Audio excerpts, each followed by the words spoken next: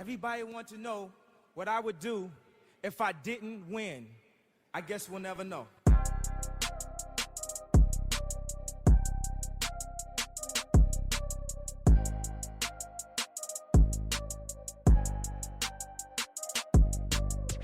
Imagine making a difference. No, imagine being the difference. The difference between I can't and I can, or I won't and I will. The reason someone chooses to wake up and strive for greatness. In life, it can feel like everything is working against you. Let's defy all odds and break generational curses. This is Overstepping Poverty with Daquan and Zachaeus. Welcome back to Overstepping Poverty, the podcast that provides you with tips, tricks, and hacks in overstepping poverty. My name is Daquan Brooks. I'm here with my co-host Zachaeus Shaw. How you doing, Zachaeus? I'm doing good, brother. Oh, yes. Always good to get back in the studio, get another awesome guest in here on the podcast, and just get into what we want to talk about today. Yes, sir. How have you been? I've been great, man. The energy's been flowing. The days have been starting to get nicer and nicer. It's been messing with my allergies, though, that cold, hot weather and whatnot, but I'm ready to go. I'm ready to go, man. I'm ready to enjoy summer. I'm ready to enjoy hot weather in South Dakota and keep doing what we're doing, so this is great. We only get about 2 months of it. So I know. Here we go.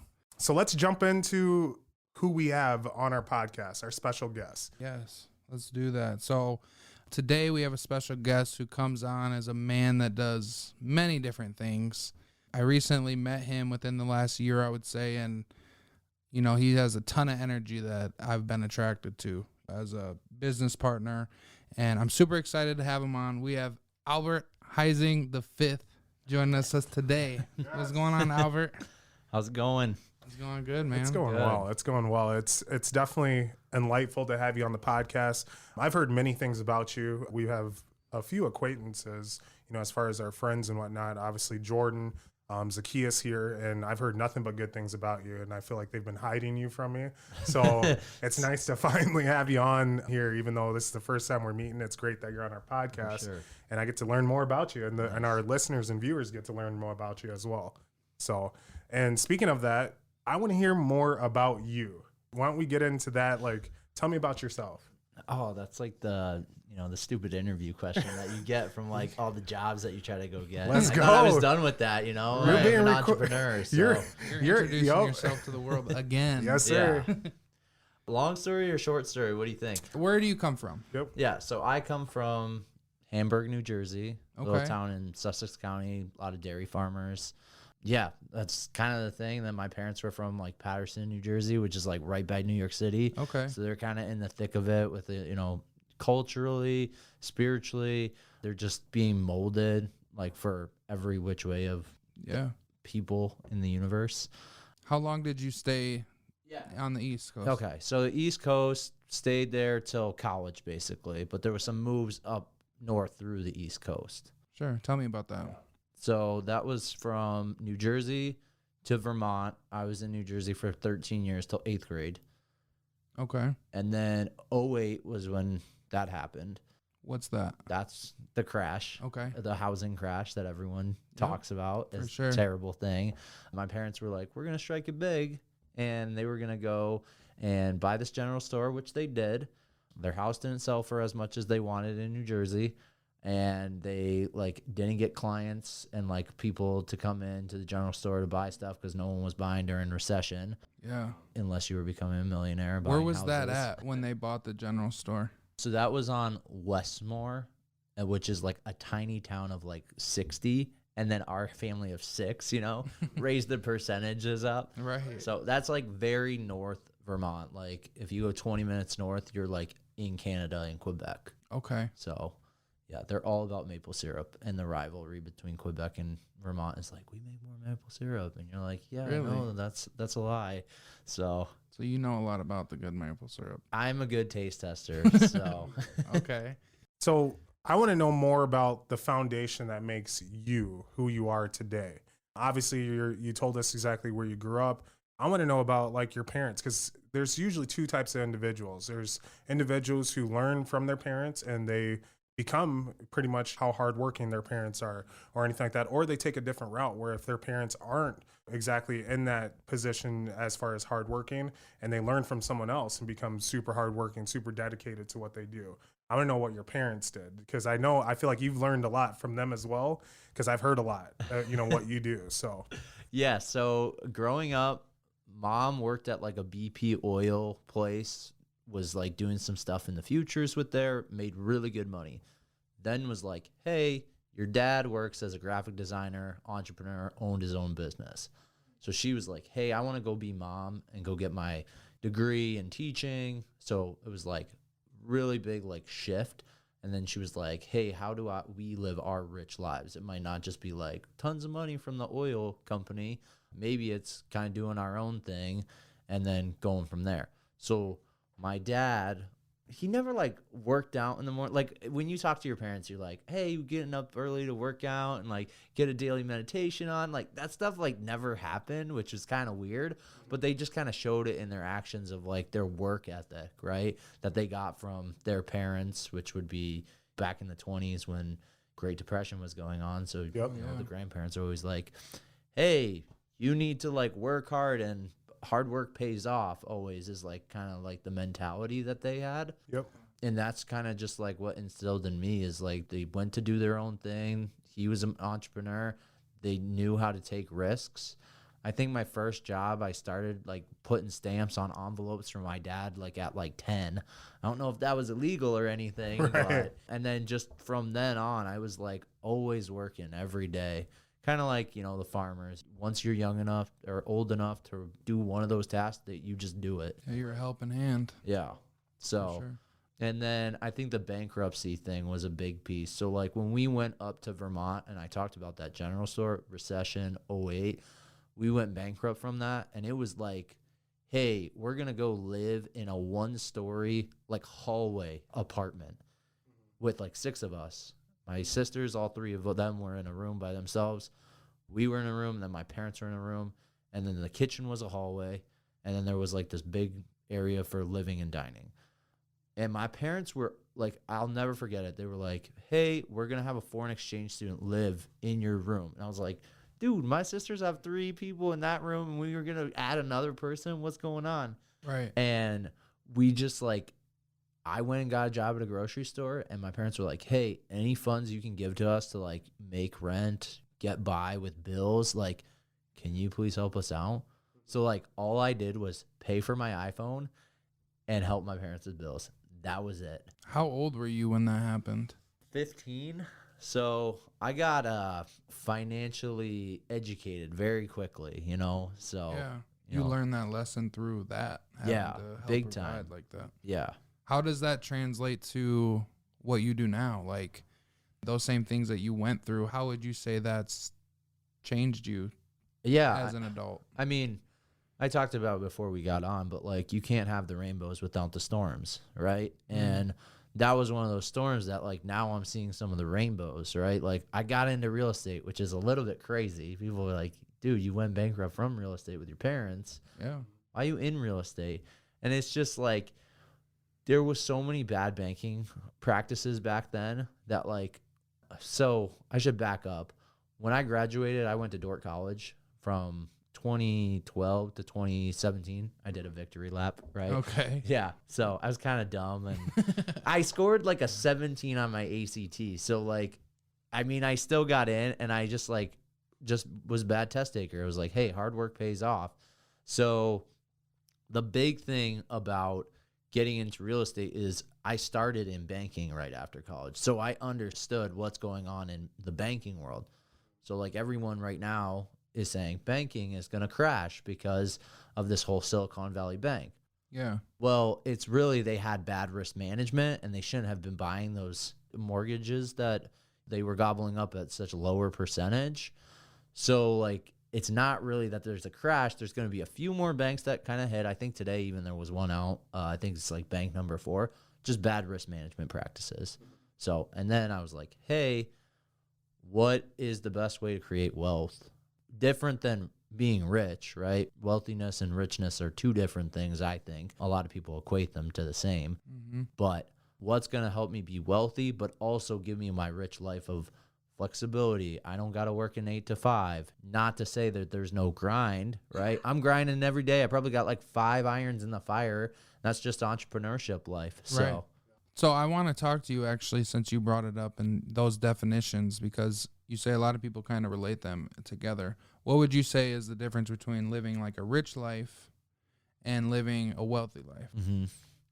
Yeah, I think there are a lot of people out there that think rich and wealthy are the same, and how they're different is wealthy is like, hey, I might not have any like values, morals. I just know how to do one thing really, really good. And then they like get it, they obtain it. They're like, I got all the money in the world. And then they go, oh, I'm not as happy as I thought I'd be. It's almost like Scrooge, you know, when you're watching A Christmas Carol, and he's like counting, collecting everything. And then all of a sudden, like, he like goes to money instead of takes the girl. And then he like goes away from his friend who dies, Marley guy, which is the name of my daughter, actually, which is kind of crazy. But anyways, he like just pushes all those things aside and then goes, wow, I'm not happy.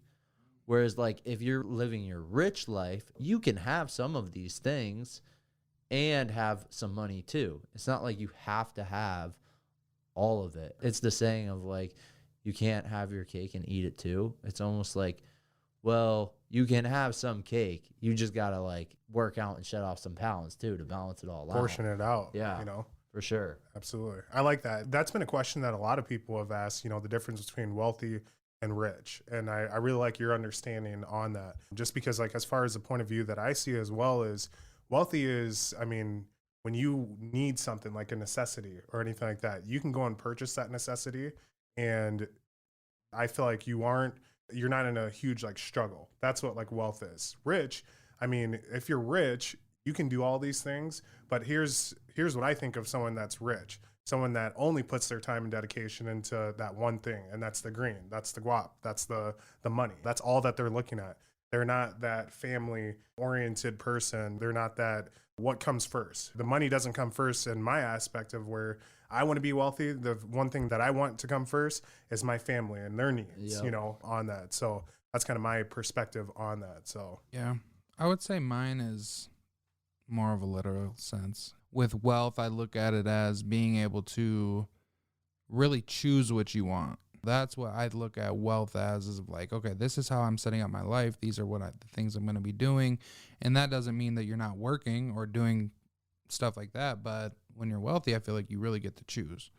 Now, rich life, kind of taking those two things, and I think the differentiator with it is when you're rich, you may have a lot of money, you may have a lot of things, but you still have to be doing something. You have to be there, or you have to be present for those things to continue to happen. Whereas wealth, I feel like the things that you've set up in your life allow you to do really whatever you want and help you grow in that way. He's got me thinking. I'm like, do I like that? No, yeah. Right. I mean, it's yes and no, right? Because like, you can have financial freedom with your rich life and also with your wealthy life. Okay. If you're rich enough, like let's just say, hey, I make $300,000. That's a pretty rich life. And you're like, hey, I get to go to church. I get to do my spiritual stuff. I get to hang out with my family all the time. I have flexibility to pay like an intern or someone to work for me. And then I can also like go invest in businesses, you know, and Fortune 500. And then on the flip side, you're saying on the wealth, you don't have to really do any of that stuff. You're just saying, hey, I can just hire like a wealth manager to kind of like fit all the buckets I need to, and I can just go pick whatever I want to go do. No, I just think that there's levels. Like, Okay. I think in order to become wealthy, I feel like at first you need to become rich. Okay. You know, I feel like those are the levels, at least in my own brain. So, like, when you're wealthy, I'm not saying you don't have to do anything, but, like, you have set things up into your life to where you're able to not really have to do anything, you know? Like, Okay. I can go spend the summer driving around with my family on a road trip type thing. Okay. Like, I look at that as wealth, like being able to do the things that really matter. Because in your life, what if I asked you what are the most important things to you, what would you say? Yeah. Faith, family, real estate. Right. Yeah. I mean, those 3 are like the big keys right now. So the way that you've structured your life so far, and we'll get into what you're doing and how you're able to do it, but the way you've been structuring your life is so that you have the ability to be there for your family when they need you there. At the most, right? And then you also structured your life to where you're not necessarily worried about money coming in because you've set processes and businesses up to where those things are moving. You could go away and hire somebody to manage that business, and you might be gone for however long you really want to. And I look at that as like true wealth, because at that point you have the option to either put somebody in your place to fulfill your to the job. next level. Exactly. Okay. Another perspective. I mean, let's talk about NBA players or NFL players. Right. A lot of them had made it and they became rich. Well, guess what? They didn't know exactly how to spend their money, how to invest their money. And so a lot of them lost that money. The wealthy ones, they took that money that they were making and they invested it and whatnot. And they did different things to make sure that they had a source of income, not only just by playing in the NBA, and they set themselves up for their future where they were done and they were still bringing in that same kind of money or more. That's wealthy. Sometimes more. I was going to say that. Yeah. So that's just kind of my perspective on it. But I did want to take this into like the next question based around family, really, because I want to go into how you have gotten into the position that you are right now from where you were at with Meta. Right? Okay, yeah. From that point, how has your life changed? Meta as in Meta Bank, not Facebook. Yeah, just Meta so Bank. everyone Sorry about knows, that. I was not on Facebook. They bought the Meta name from our bank for like 60 mil. So would have liked to get some of that, but I need my dividends. Yeah, right. Too bad I left a little bit early before they sold it. So I think you made a good choice. Yep. Yeah. Okay. So you said from Meta, the bank, to how I got here today. Yeah. Okay. And also, like, what was the driving force with that? Because your wife took a step away from her job as well. Yeah. So my wife worked at the Chamber of Commerce here in Sioux Falls. She was the YPN manager. Loved it. We're like 26, 27 at the time when she left. But when I was really thinking about leaving was like, as soon as I started the job, like someone was like, hey, what do you want to do? Are you ready to climb the ladder? And I was like, yeah, I'll be president of the company. Like, that's my thing. And he's like, well, what if that doesn't happen? Like, what if you don't have the right last name? I was like, I'll just start my own thing, right? Like, I always wanted to be my own boss. And I think that's due to Kayla's parents. Both of them are farmers. They run their own business. My parents ran their own business, ran another business. And just like, I just had that example right away, right? So then fast forward a couple years, COVID happens, right? Best thing that ever happened to me, actually. Most people don't say that. They're like, oh, dude, this vaccine sucks, or man, I'm inside and I'm not learning, I'm not growing. And well, Kayla came to me. It was Kayla's idea. And we, during our honeymoon, we'd always be like, what business were we going to start? And we came up with the stupidest ideas.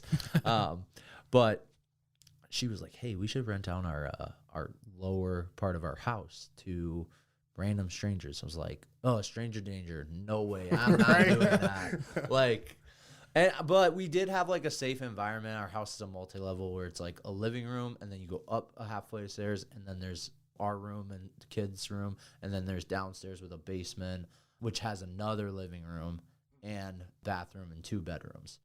So I was like, all right, let's just try it one time.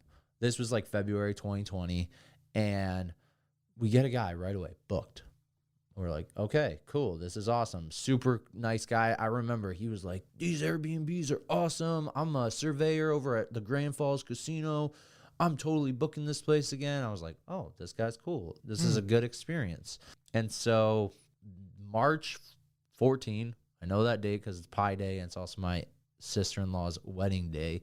But basically, that's when like the shutdowns happened for everyone. Okay, yeah. And we got like crickets. And I was like, oh, Kayla, I don't think this thing's going to work out. What are we going to do?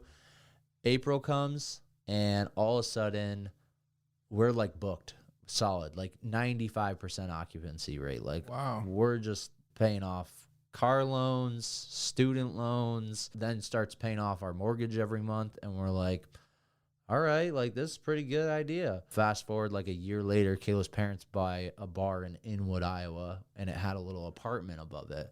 And they were like, hey, do you want to manage like an Airbnb for us? And we're like, sure, we'll just do a little like fix and flip, very DIY. Right. I was like, this is really good. Like, we got something. Was it getting booked out even in Inwood? Yeah, it was getting booked out, right? Like, Wow. you'd get people who were like, I'm just traveling, finding a cheap place to live. The bar's right below. This is really fun. And then Kayla, with her YPN connection over at the Chamber, one of her friends was like, hey, I'm buying a house. I'm going to live in the basement. Can I rent out the other? We had like someone from HGTV, a producer, stay there. Like, this thing's getting like good cash flow. Wow. So we're like, hey, this is cool. And then a couple more of our friends, word of mouth, just was like, hey, would you mind managing? And we go, we might maybe want to start a short-term rental property management business. That's how Sodak Stays was kind of born. Okay. Was just that whole like COVID crazy. That's the name of your company, correct? Sodak Stays? Yep, that's the Okay. name of the property management Property company management. we Okay. own. Very Yep. nice. So I didn't quit, though, MetaBank into Central Payments. So in all that time, I'm working still. An 8 to 5, Kayla's still working an 8 to 5. That's kind of like the hustle grind still going on, right, for like 2 years. We decide during COVID, like everyone, let's have a kid. You know, there's nothing else to do. So, you know, be fruitful and multiply, like Jesus says. Yep. You know, we have Henry, who's Albert Huizing V, and we are just like, I don't know if we can like run this stuff and like throw our kid in daycare and do both of our jobs, because we were very like family oriented, wanted to have our kids like learn from us, kind of like I talked about learning from our parents. And so Kayla made the decision first, like, hey, I'm gonna quit my job. I was like, okay, cool. I'll work my 8 to 5. I hate it still. Did you feel comfortable with that at that time? Yeah. At that time, when I quit MetaBank and got a new job at Central, it was just enough to kind of like get us to like, hey, I can cover all of our monthly expenses if we don't make any money on this rental stuff. Right. Okay. So, and that, I think we had like 5 properties at the time when she quit. And then we kind of just like started slowly accruing. Right now, I think we'll be at 25. Wow. In the next couple months, right? We were onboarding these 2 more, and then that's it. So Kayla quit, goes full-time mom, full-time business owner. We decided in that same time we're going to buy our own investment property, and I'm going to study for a real estate school, because I was like, hey, we're just on a walk one day, and I'm like, hey, hon, I got a crazy idea. And she shoots down every single idea. You know how your wife goes like, hey, you mind if I do this? And there's like, no, that's stupid. Like, why would you do that? Yeah. And she's just like, so I tell her the idea of like, how about I be a real estate agent and I like help investors who own properties with us, like buy more if they ever want to. And she's like, you know, I think that's a good idea. Yeah. Lo and behold, I didn't know it's like 1,000 hours of education. Then you got to take 3 different tests. Then you got to do continuing education all the time. I was like, man, I didn't know what I was getting myself into before, but now I do. But it was a great decision. And then she said I could quit when I got my license and I sold my first home. So, Okay. yeah, I literally, one of our friends from college was like, hey, we just got married. We want to buy a home. Got him a home like that. Like, it was like, I got my license June 1. And like, usually it's a 30-day closing if you do a conventional loan. They closed July 1. So I was like, hey, I'm putting my 2 weeks in right away. Yeah. And she was like, okay. So that's kind of like how I got from being in the banking world and then getting to like entrepreneurial and being like, hey, we're going to put like family first. We still don't do daycare. It's still crazy. Like, my mom just moved here and we were like, hey, we got a scheduling conflict. I got this podcast to shoot. Kayla's got church to go to. Can you like watch the kids? And thankfully, she said yes. That's a blessing. So, yeah, super big blessing. Seriously. That actually kind of brings me into my next question, and that's going to be as far as businesses, when you start out and you do obtain a business or you make a business, typically the people that are usually investing into your business are people that you aren't even related to or you don't know anything about. Is that true, like with your family, or are they pretty supportive, or you know, is it more people that you just don't know that usually invest in what you've made? Yeah, that's a good question. I actually hadn't thought about it, but family has always supported us. I wouldn't say like from a financial standpoint. From an emotional standpoint, yes, 100%. From financial standpoint, it's definitely been people from Sioux Falls that we've been closer with the, Young Professionals Network, people like Zachaeus. Yep. He's basically family now. Yep. So I like it. But yeah, I mean, I really haven't thought about it, but emotionally, family's always there, but from financial standpoint, definitely people from the community. So, I mean, that's why I believe in Sioux Falls community. So, and that's one thing that we actually talk about as well. I mean, in each of our episodes, we always say, you can't do it on your own. It takes community. And that's how you become successful in anything that you do. You have your supporters, outside supporters as well. And we've seen it in our business and what we are building as well. We've seen so much outside support. And I'm not saying that our family doesn't support us. It's just, it's nice to know that we have another level of support for people who don't even know us on a personal level. That's really nice, that they believe in what we're doing just as much as we believe in what we're doing, so. Question I wanted to ask you, because I get the question all the time, is like, hey, I want to buy a house and I want to do an Airbnb. And I know it's a short-term rental, but that's what they say, right? Am I wrong? Yeah. It's like Kleenex is to tissue. You say, hey, can you give me a Kleenex? And you're like, really mean, can you give me a tissue? Because you might not have a Kleenex. Yeah. It's a brand, right? So like, bring a toilet for somebody that wants to start getting into the short-term rental game, how can they start? Like, what would you say from start to finish? Like, what do they need to do?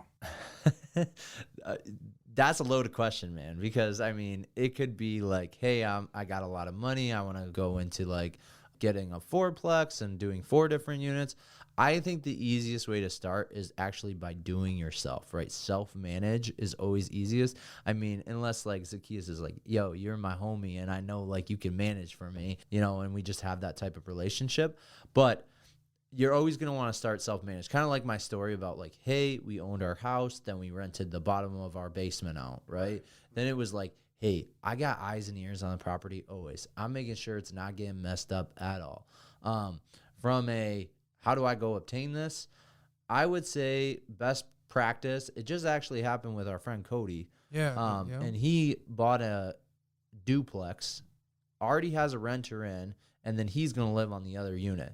He is thinking he'll fix it up, and if the rental rates that he raises on the renter, if she doesn't want to pay that, like he'll probably say, hey, well, we're going to live in that space and then Airbnb out the 1 unit apart, like place on the other duplex. You would go with FHA. I mean, you're the lender, and South Dakota has such great programs that you probably get closing costs back. Then you're like, hey, do I got what I saved for down payment to just kind of make the Airbnb really cool? Like, should I theme it? I always say theme the Airbnb, the short-term rental. It just attracts, like, people want experiences with their short-term rentals. They don't want, oh, hey, I'm sitting in a hotel room again, right? What's an example of a theme that you guys have for something that you're managing? Yeah, so we just had Sioux Falls community member Nate Kenyon. He just opened the Riff up, and it's basically a rock and roll theme. So, like, you walk in, and it's got, like, all these vinyls, all these, like, sweet, cool, like, it's got this really cool table with, like, all this, like, vinyl stuff with, like, a nice glass coating on.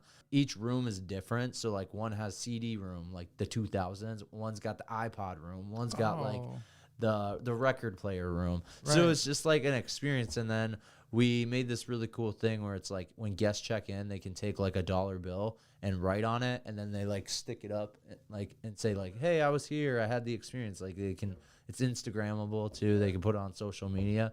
So those are kind of some of the things. And then, like, you really want to look out for, like, being up with the community, right? Like, Sioux Falls, like, the city and the county are kind of cracking down on how these things are managed. So I would say, hey, keep your community in mind and make sure that you have a lock that you control remotely. You have a backup key that the guest can get to. And then you have, like, if you're not around, like, let's say you're managing out of state, or you're, a guy living in Texas and you own this thing and you're self-managing, like, you have a person on site that can go help right away. Okay. So that's how I would, like, first get started with self-management, obtaining the house. Getting into a house, what should they expect for, like, a startup cost? Is there any, like, criteria that you're allowed to share? I know you running your own business, there might be a competitive edge that you don't want to share, but is there a startup cost that you would recommend for people? Yeah, I mean, I'm okay, like,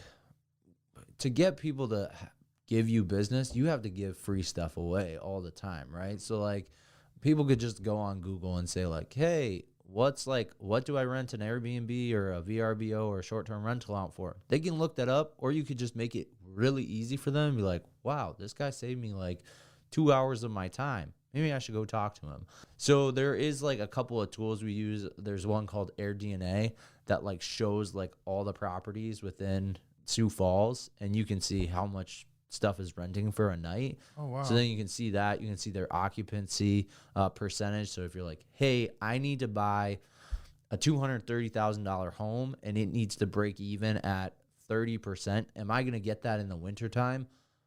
Probably, but it's short-term rental, so it's volatile, right? There's always risk involved, right? Yeah, for sure. Yeah, so you could get that storm and, you know, not get that rainbow, but usually you get the rainbow somewhere else, right? It might not be financially, but it might be like, hey, emotionally, that was so good for me to learn on, like, not taking as big of risks, right?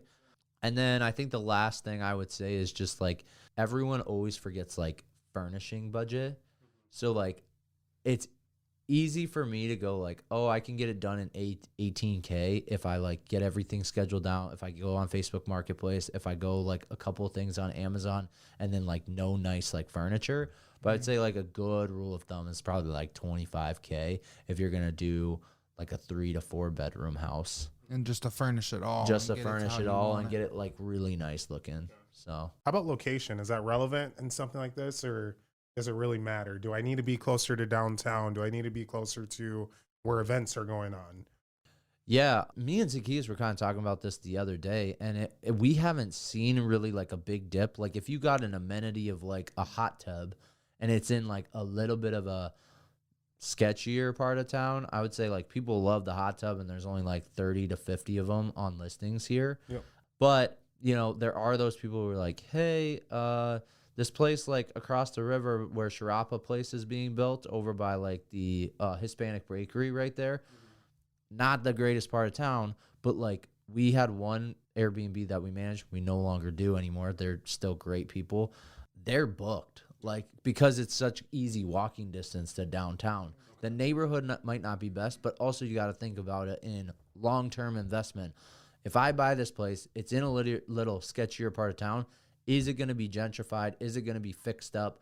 In, like, that part of town specifically, you're looking at Sharapa Plaza going up, and, like, that's right next to those houses. So you're like, probably going to, like, be, like, fixed up and good to go in, like, 5 years. So if you're like, hey, I can deal with, like, a couple of guests throughout the 5 years that it's going to give me a hard time or a bad review. Yeah. I'd say go for it, but, like, sometimes it's not always worth it. So. Absolutely. My next question for you is, you're a man of, many hats. You do quite a few things. Managing 25 rental properties. You're very faith-based, family-based, obviously family-oriented. How's your work-life balance? How do you manage that? Yeah, I think I'm doing a better job of it over the last, like, 2 days, I'd say. Yeah. Perfect. It starts. That's relatable. Yeah. But I had this, like, my mom bought me this Tim Tebow devotional, and she bought Sacred Parenting, and I just went through the Sacred Parenting one, got to the Tim Tebow one, and it was just, like, smaller bites that I could really, like, focus on.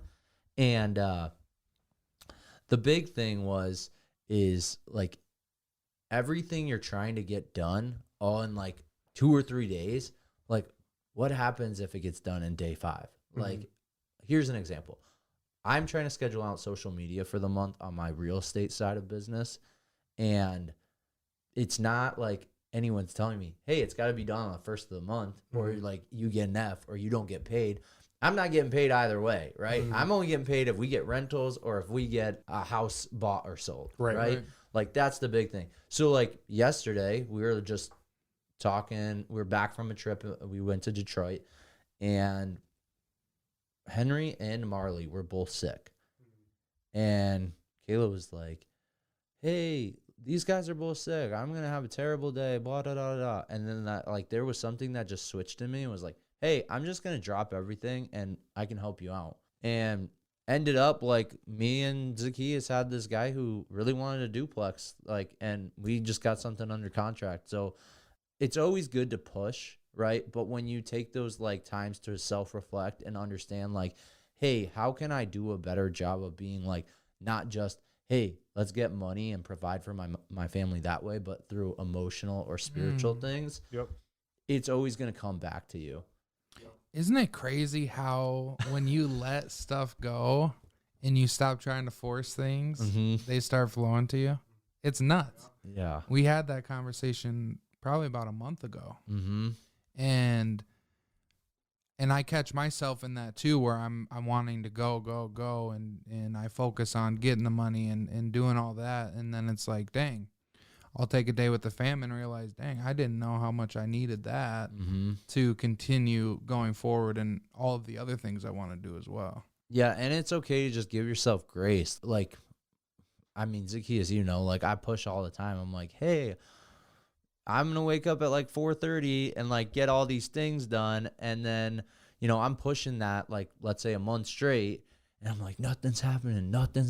And then you're like, dude, take a break. Like, it's okay. And then all of a sudden I take a break and it's like, hey, this guy just called and wants to buy a house. Yep. It's You know? crazy. I love it. So, I love it. Well, now's the part of our episode where we actually open it up to roundtable. This is going to be where you're able to ask us questions, you know, things that you want to know about us, you know, things that you've been kind of holding in to ask during this entire episode. So why don't you fire away? you guys didn't like give me any, like anything. So, but I did think about this very like deep on the drive over here. Okay. So like I listened to this guy, his name's Ed Milet. He's one of the biggest like podcasters in the world. And I was like, he was talking about road less traveled and this Robert Frost thing. And so maybe my question to both of you is like, how do you see this as your road less traveled, right? Overstepping poverty. I know, Zachaeus, you do lending, and that's less of a 9 to 5, really. It's more like whenever you feel like. And then for you, you're at $1 billion, right? And Yep. that's more of your typical 9 to 5. Like, how has this kind of journey been for you, and how does it feel like a road less traveled and for success? I can answer that first. For me, it became a hobby, and hobbies you just do kind of on your own time. And especially when it comes to hobbies, you feel very invested into it. And it's kind of like what they say for work. If you love what you're doing, it doesn't feel like work. So whether it's like late nights trying to figure out exactly how to get things completed, you know, on the electronic side of things. I'm not a very technical type guy. That's Zachaeus. We talked about that, exactly. Yep. So it's things that I'm just learning. But as I'm learning those, it becomes something that I enjoy. When you enjoy something, it's so easy to do. You know, so that road less traveled, even though I'll work 80, 90 hours a week, when I come back to do this is fun for me. This is not only am I able to better myself, I'm also able to help better other individuals. And now we're into the part of our podcast where we have other individuals that have the exact same mindset as we do, like you do. And they want to, you know, of course, better individuals as well. So it just makes it easier. I mean, that's our road less traveled. That's awesome.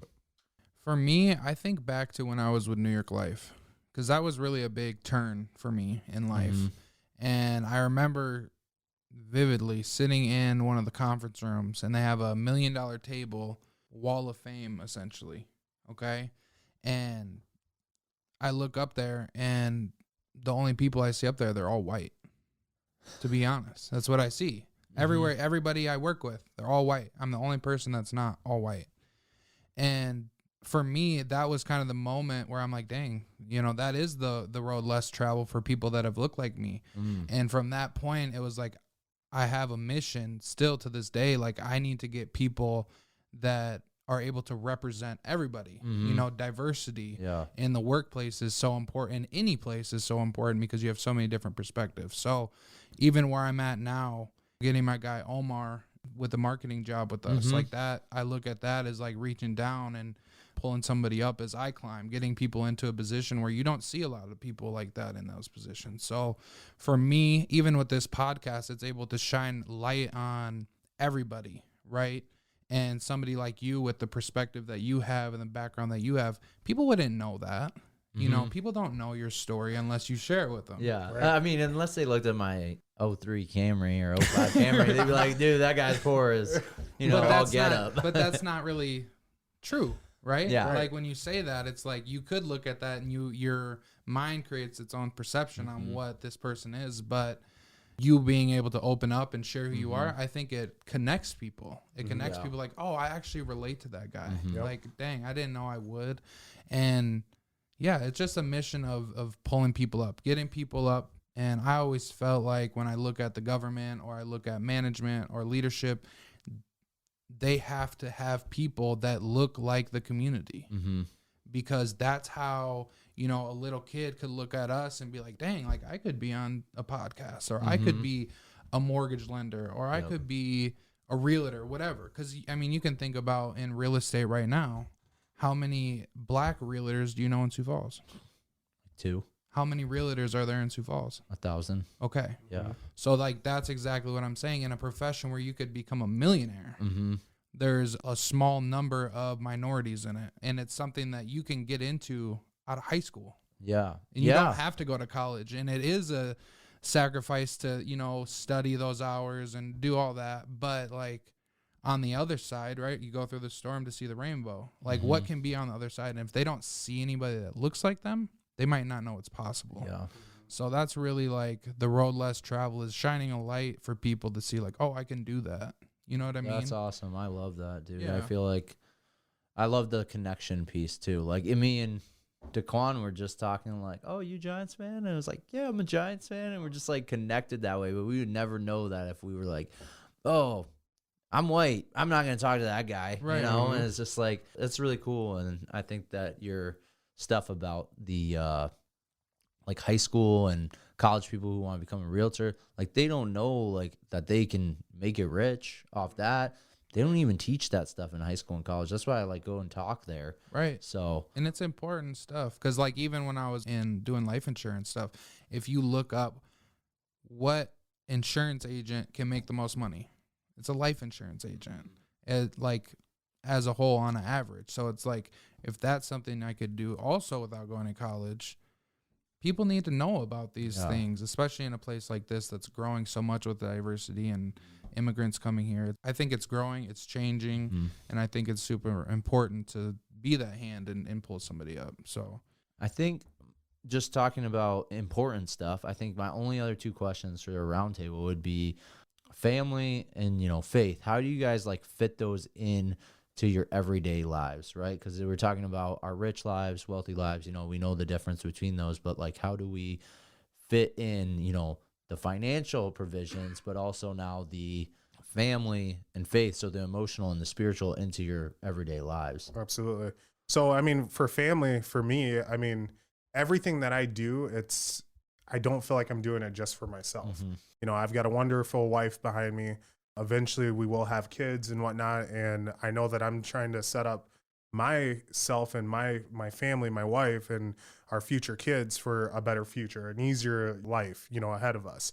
And then of course, my biggest thing is generational wealth. And everyone says that money doesn't buy happiness. Okay. But it does buy free time. Makes it easier. It makes it easier. Exactly. So whenever it comes to like, if I want to go on a trip and I want to make memories, well, if I don't have money, unfortunately, I can't do that when it comes to that. So that's one thing that I'm big on and I'm big about. Now, as far as faith, on that, there's one thing that I believe, my opinion is you don't have to be in a church to believe in God or anything like that. You don't have to be there every Sunday. You don't have to, of course, read the Bible every single day or anything like that. I know that I believe in God because there's a lot of things in my life that I feel like I've gone through that I wouldn't have gotten through by myself. So that's my faith aspect of it, of course there. And it's give and get when it comes to that. So whether you believe or not or anything like that, if you do believe, then go all about it, and you don't have to be like the typical person or anything like that needs to, be like, hey, I believe in God every day. I'm not that person, when it comes to that, but I definitely have faith behind me. And I know that it's kept my relationships strong. It's kept my goals strong and whatnot. And it's kept me, me, who I am today, as far as a humble person, a person that wants to give back to people, because there's always been someone that's had my back and given me, the opportunity and the road that I've been on. So that's awesome. Yeah. We should shout out to the Chosen Yep. That's so good. I mean, the disciples, I mean, they didn't go to church. They just followed Jesus. Yep. You know, you don't have to go to church. And I'm not saying me and you have the same faith, but like in the spiritual sense for Zachaeus for this question, it doesn't have to be, hey, you believe in God, we think he's the only one, right? It can be like, hey, I believe there's spiritual energy, or I believe in a couple of things. It's not me to judge you to be like, hey, you have to believe in this. I can like plant the seed and tell you like, hey, I got your back because there's someone who's always got my back. But if you're like, hey, this is what I believe, I can't be mad at you for that. Exactly. For sure. Well, and it's so personal, you know, because everybody has their own relationship when it comes to religion or the spiritual side. But I'll start with the family. For me, it can be a struggle balancing that, like we've talked about. And there are days where I do take a step back and kind of just spend time with the fam, put my phone away, put everything away, and won't respond at all. And those are where I'm like recharging. I'm really being intentional about the time I'm spending. And it's just really the little things. I think a lot of times, as we are so busy and all the things that we do, it's the little things that make the biggest difference, right? Like, I don't need to be there 24 hours a day to be present and be a good father. But I can be there when he's waking up or when he's going to sleep or helping with bedtime or whatever. Because my son is in daycare. So it's like, and that's a whole nother topic that we can get into another time. But as far as the times that I do get to spend with him, I like to make sure that I'm there, just be there, play, have fun, make him laugh, you know, stuff like that. So I think that's really how I stay connected. And then with my wife, it's a lot of the same stuff. You know, I know that she has a lot on her plate when it comes to working, taking care of our son, stuff around the house and stuff like that. So just being present, you know, being helpful when I'm seeing something that I can help with, just doing it and really holding up my end of the bargain. Dude, basically. I love that. Yeah. But spiritually, I didn't always believe in God. I went to O'Gorman for 2 years, my junior and senior year, and that was really my first time. Not that I was exposed to religion or Jesus or God or anything like that, but the first time I was like there. Like, I'm in a Catholic school. I don't really believe in God, but I'm here, and my mindset on it was like, well, I'll just learn it since I'm already here. You know, I have to take a religion class. So a lot of that was me questioning, like, I'm in these religion classes and they're telling me things and I don't really understand or I don't agree. So I would ask questions, and a lot of it for me was like, I just want, like, it has to make sense to me. Like, it has to make sense to anybody that believes in anything, right? Or they have faith, and that's why they call it faith, because it doesn't always make sense.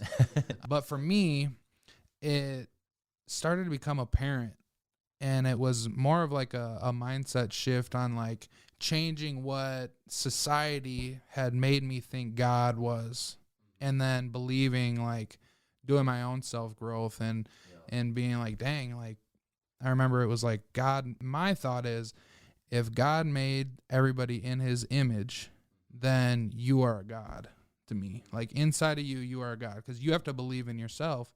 And when you do that, you're able to do what?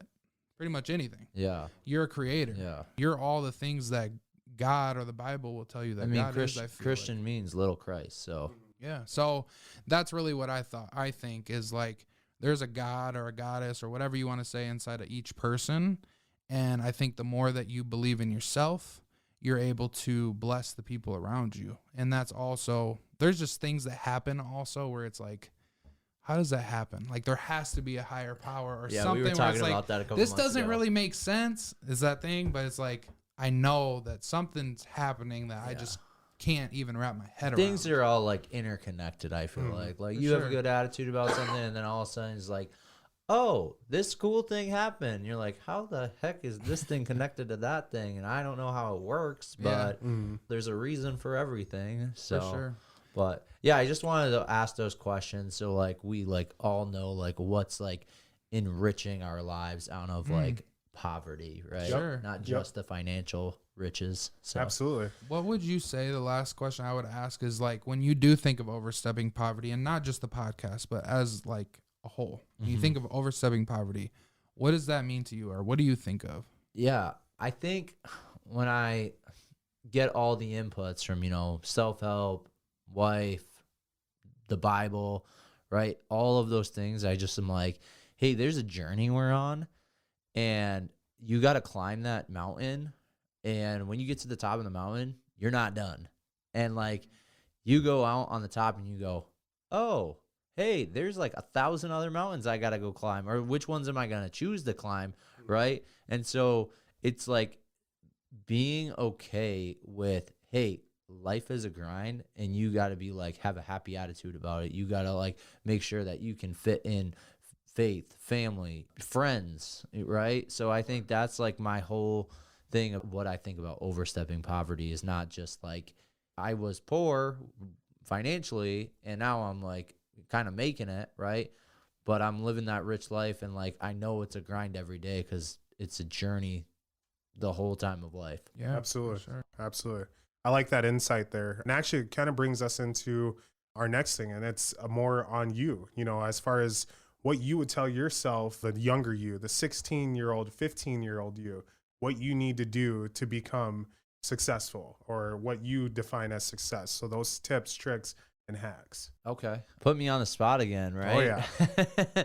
First thing, I've heard a lot from a lot of successful people, but I would go tell my 15-year-old self this, like, be okay with waking up every day, because it's like robbing the bank when no one's there, right? Like, you can wake up like at 7 o'clock and then you get to like 10 o'clock at night and you're like, oh, I should go to bed.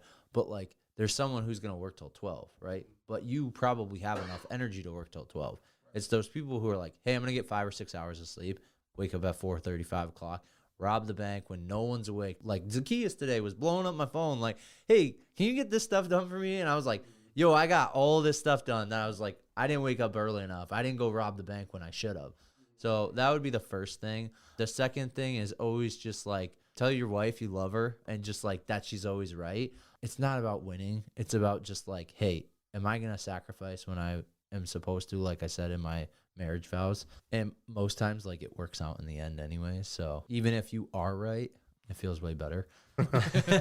Number 3, always have like self-reflection or meditation. I actually got into this like a couple of years ago where I was like, I'm going to read more. And like my mom had been harping me. She's got 2 masters in American and British literature and a doctorate in creating curriculum design for professors. So like she is very well versed, and she would always be like, you should read more. You should read more. Come 26, 27 years later, it took me like, oh, I'm going to read more now. Yep. Well, I read like 3. I was like, I'm going to do 3 books. That was 26. 27, I was like, I'm going to double that, right? And I was like, didn't. I got like 2 books. I was like, what is going on? Got to this year, and I was like, I am going to read more. It actually became therapeutic, but I found if I try to read self-help books the whole year, I burn out, right? I need like something entertaining, because like your brain needs to learn new things and it needs to be entertained. It needs to have like a dopamine hit of some sort. So like that's been like a therapeutic thing, and it gets me away from screen time. 4, easy, less screen time, way better, right, for you. Yep. And then 5 would be, and it kind of goes off of this like social media addiction and like book addiction that I now have, is always be like learning more. And the way to do that is by like being on these podcasts or reading books or scrolling Instagram and Facebook. Not always the best thing to do, but I always limit myself. Like people are like, hey, I saw you were on Instagram.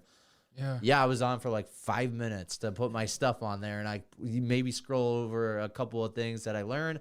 I'm off. And then I'm like learning all these ideas on books and people, which is just like what I would tell my younger self, you know, like always be learning, because then you're always going to be able to have some fresh new perspective for other people. Facts, man. Never stop learning. I love that. Yes, sir. Well, we want to thank you guys so much for tuning into another episode of Overstepping Poverty. It was a blessing to have you here on the episode with us today, Albert. I really appreciate that. And for our viewers, I appreciate you guys as well for always staying in and listening to the end. If you have anything you would like to say down low, please leave a comment. And don't forget to hit that subscribe button. Thanks for tuning in to another episode of Overstepping Poverty. We hope you found this week's discussion informative and thought-provoking. We know that tackling poverty is a complex issue, but by working together and understanding the root causes, we can make progress towards creating a more equitable society. If you enjoyed this episode, please share it with your friends and family, and don't forget to subscribe to our show. Until next time, let's take the next steps in Overstepping Poverty.